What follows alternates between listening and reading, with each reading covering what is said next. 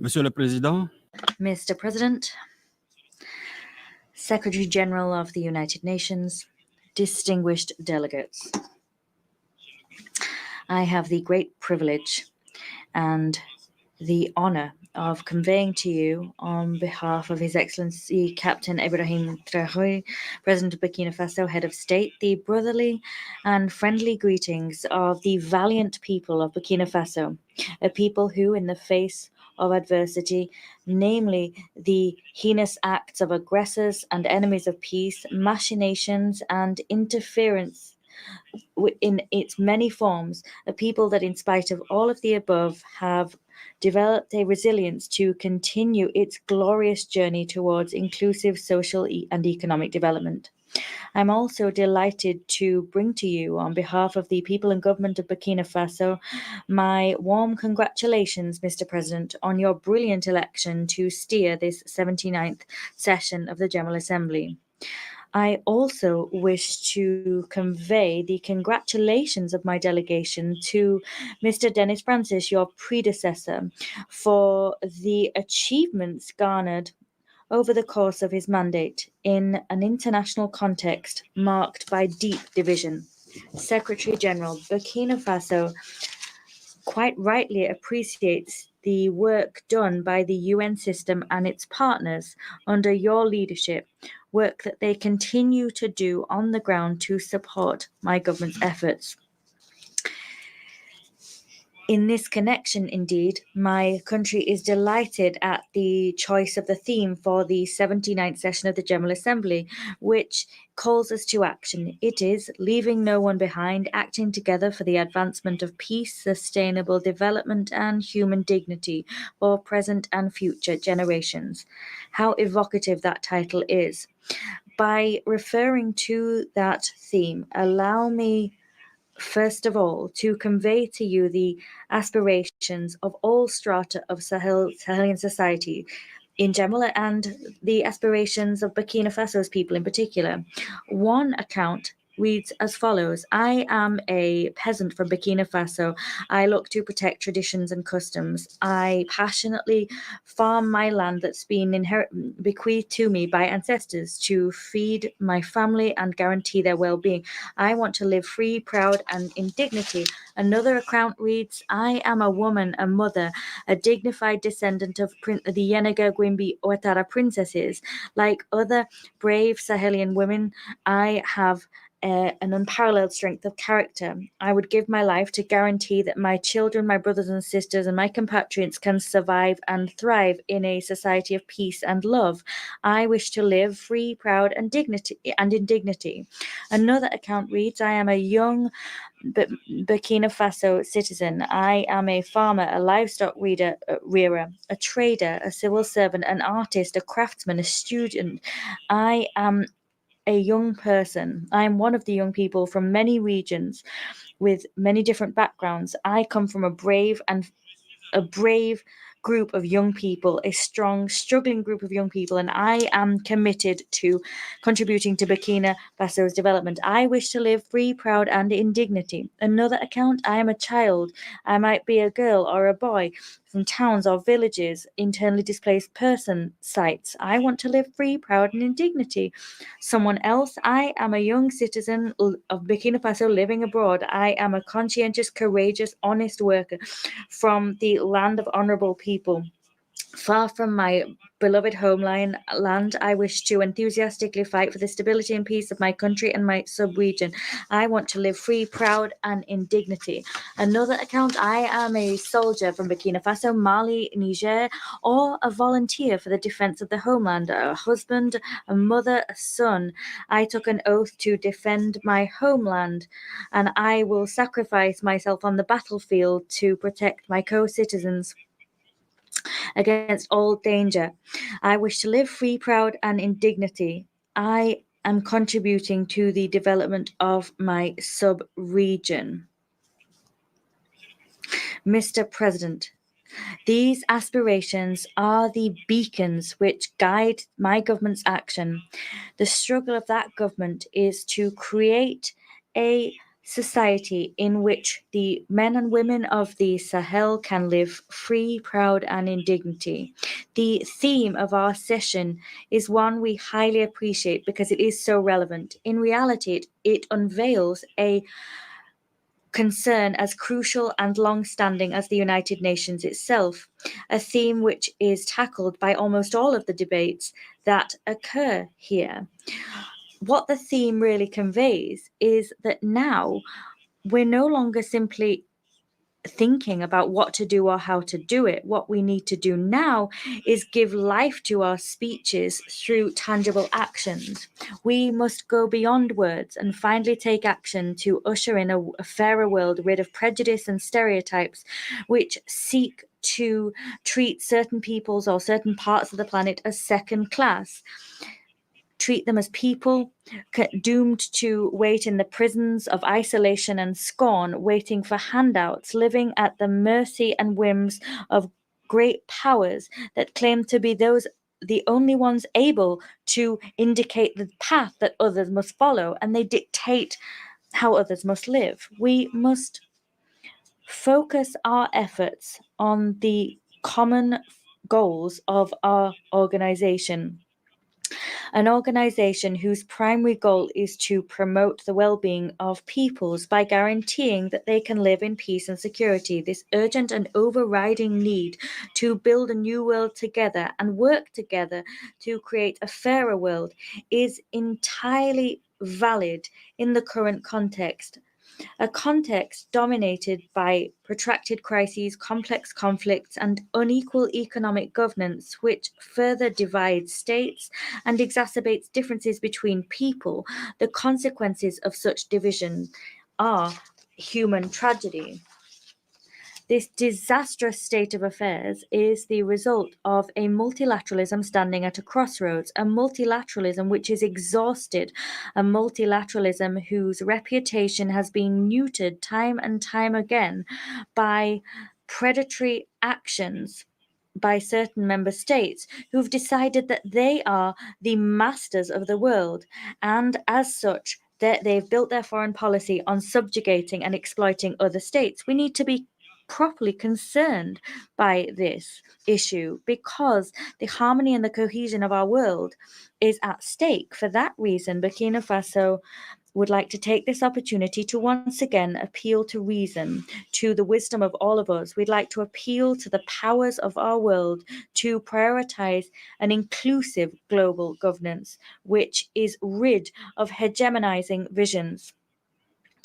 And if we can do that, the UN's glory will once again be restored. Mr. President, restoring the integrity of our territory by ensuring our people can live safe and enjoy their property, remodeling political, administrative, economic, and financial governance so that they can further the ambitions is one of our people can further their ambitions is one of our goals. We also need to usher in reforms and development initiatives which will lead to shared prosperity and economic and social progress which is sustainable. These are all areas of focus of our president, Captain Ibrahim Traoré.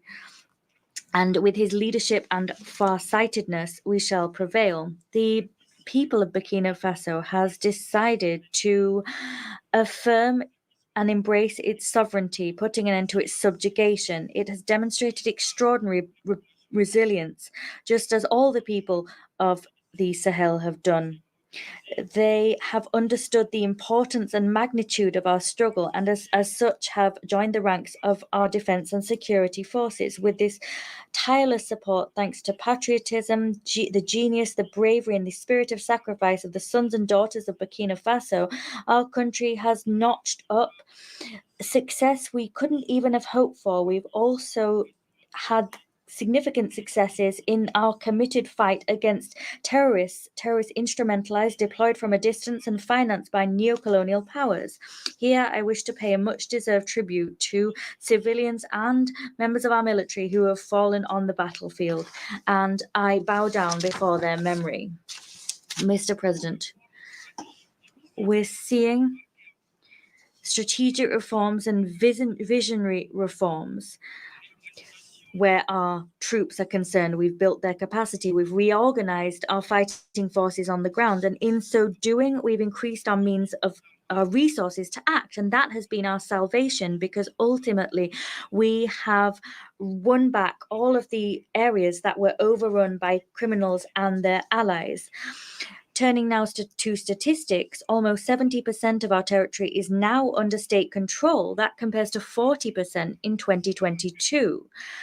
That turning tide has allowed displaced persons to return. Schools have been able to reopen in less than 2 years. Our taking back of our territory has allowed more than 700,000 people to return to their villages.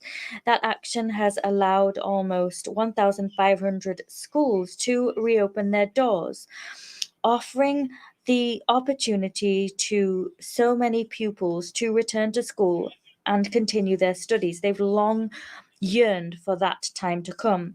These results compel admiration and spark great hope. They've been made possible by the endeavors of our defense and security forces, by the patriotic commitment of our defense volunteers for the defense of the homeland, and by the staunch support of the diaspora and the outpouring of solidarity they've showed. This patriotic mobilization of all of our society has allowed us to collect some 99 billion CFA, that is $165 million, in 2023 alone. That far exceeded initial estimates. In other words, you can see here how determined our people are to finance and wage a struggle against terrorists and their allies. Mr. President, at this very moment, we are notching up successes in our offensive against obscurantist forces, against their acolytes that have a questionable, shady reputation. At the same time, we're seeing that we are the victims of a defamation and smear campaign being waged against our soldiers. They are being accused of violating human rights without the slightest smidge of evidence being brought forward. This propaganda has been cobbled together and aims to lower the morale of Burkinabe patriots and to sabotage their legitimate struggles. And that's happening quite simply because the acolytes of chaos have not yet understood the dynamic underway. They haven't yet understood our desire to free ourselves of all paternalism and condescending guardianships. My country would like to take this opportunity to convey its deep gratitude to all countries and sincere partners who have supported us in our glorious journey towards inclusive social and economic development. Here, I'd like to invite all UN member states to pay no heed whatsoever to this media smear campaign, which, and this is patently clear, is none other than the expression of the distress of terrorists and their sponsors, because they have been thwarted. I'd also like to reassure you of the professionalism and stellar conduct of our defense and security forces that has been demonstrated through their participation in peacekeeping operations and recognized time and time again at this very podium. The ongoing training and examination of our defense and security forces and volunteers in international humanitarian law guarantee that our professional conduct is unimpeachable when it comes to respecting human rights. Mr. President, we all seem to agree that we need to combat international terrorism. And as such, my country is deeply concerned by the support which state entities seem to be granting to terrorists.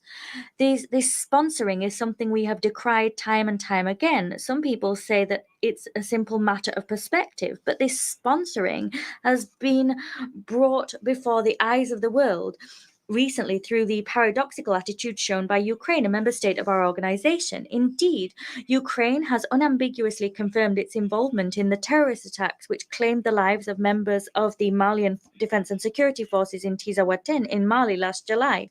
Ukraine has confessed that it supports international terrorism, particularly in the Sahel, and as such, this country has shone a light on the subversive activities it wages in the Sahel, following in the footsteps of other states who have made betrayal their bread and butter. We reiterate our staunch condemnation of these acts of aggression and this apology for terrorism, which violate the United Nations Charter and the relevant international conventions. These particularly serious events reveal desires and whims which have time and time again peppered the history of our continent: balkanization, the killing of leaders, interference in the domestic policies of African states, and with the ultimate aim of getting hands on our resources.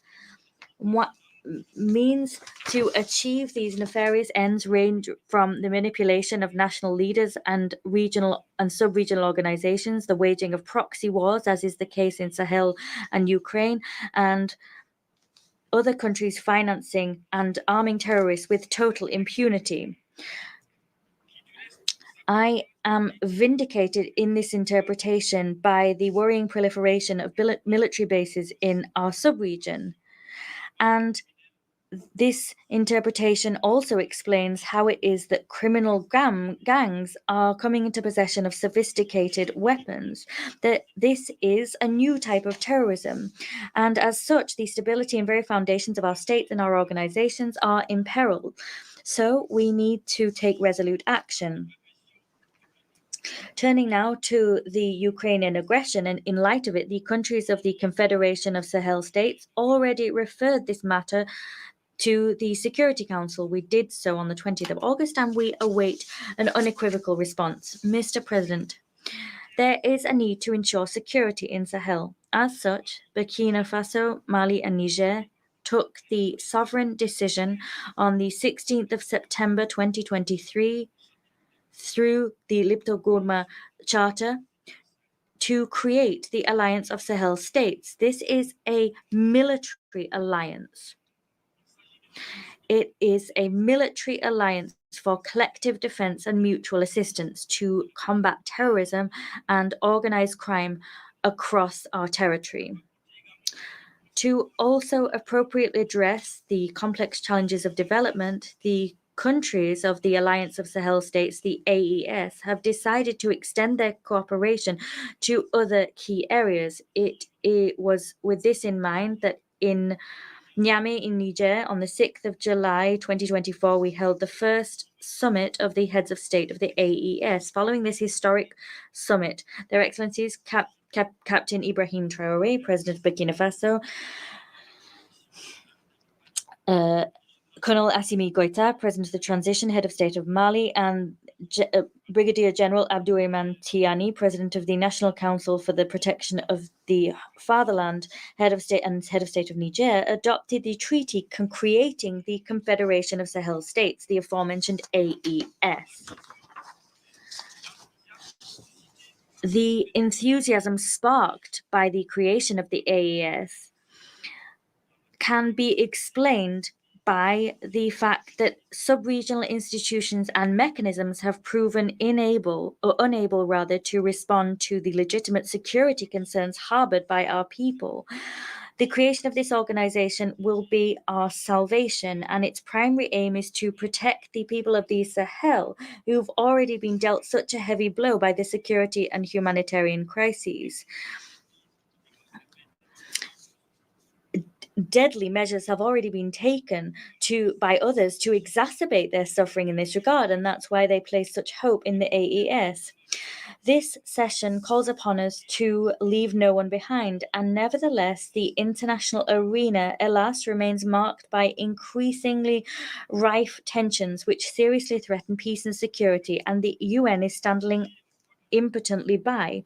We've always called for diplomacy to prevail in order to peacefully resolve disputes. We remain convinced that by ensuring that the spirit of the UN Charter prevails, we will manage to extinguish the flames of tension wherever they occur and however fervently they may burn in Africa, Europe, the Middle East, Asia, or America.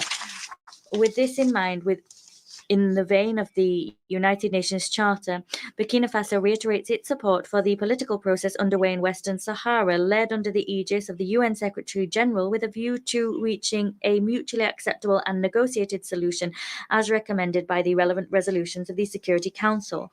In the Middle East, Burkina Faso reaffirms its solidarity with the Palestinian people that are in the midst of an unprecedented tragedy. The two-state solution, having Israel and Palestine living side by side with good neighborly relations, remains the only objective alternative that Burkina Faso continues to support. We accept Palestine as a member state of this organization, and that stance is a natural continuation of our beliefs.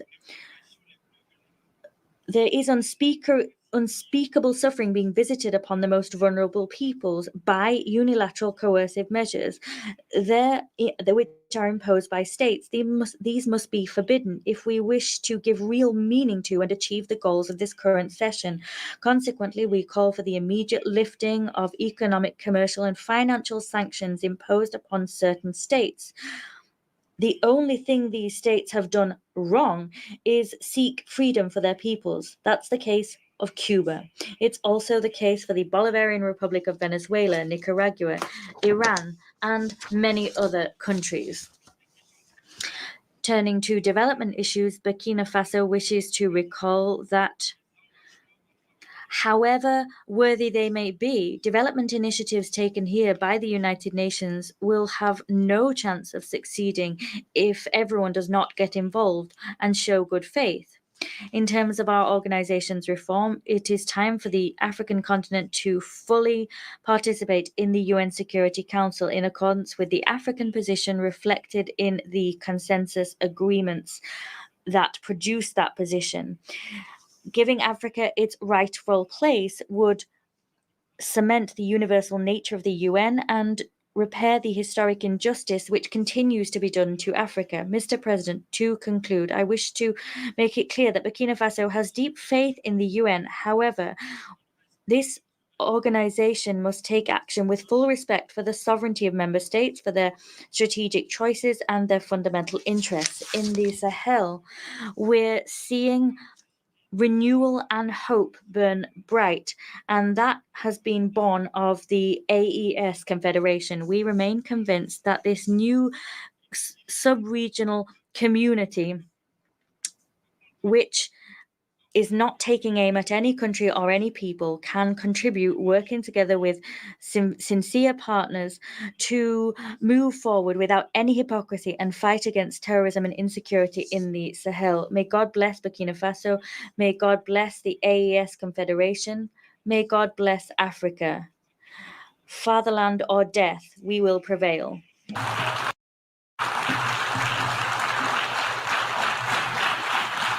I thank the Minister of Foreign Affairs